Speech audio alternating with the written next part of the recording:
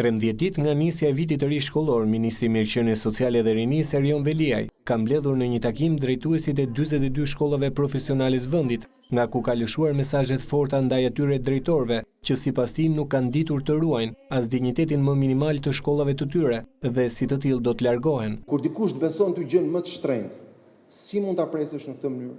Me xhama të thyer, me plera të mbushura në gjithë oborin, disa shkolla me kotece pulash brenda. Si ka mundësi?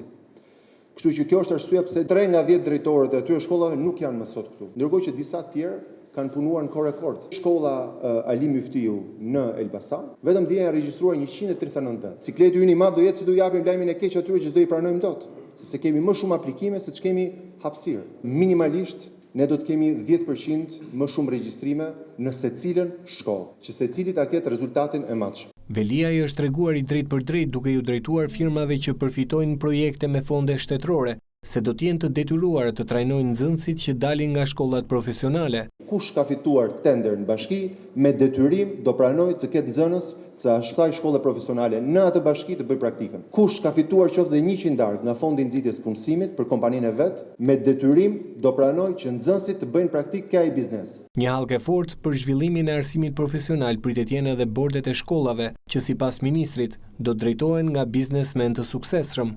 Me njerëzit më të suksesshëm të biznesit të atij qytetit, atij komuniteti, nga dita e parë e shkollës, do t'ju çoni të gjithë prindërve një herë në muaj një raport të personalizuar. Djali yt ka bërë kaq mungesa, ka këtë interes, ka këtë talent, që çdo prind të jetë shumë i qartë. Pastaj një raport për gjithë shkollën do të ma sillni edhe mua. Suksesi i një shkolle nuk do jetë kush është ka dalë i famshëm, sa veta nga ata që u diplomuan vjet, zum punë. Ndryshime në arsimin profesional do të prekin edhe mësuesit jashtë profilit, të cilët gjithashtu do të largohen nga mësimdhënia në shkollat profesionale.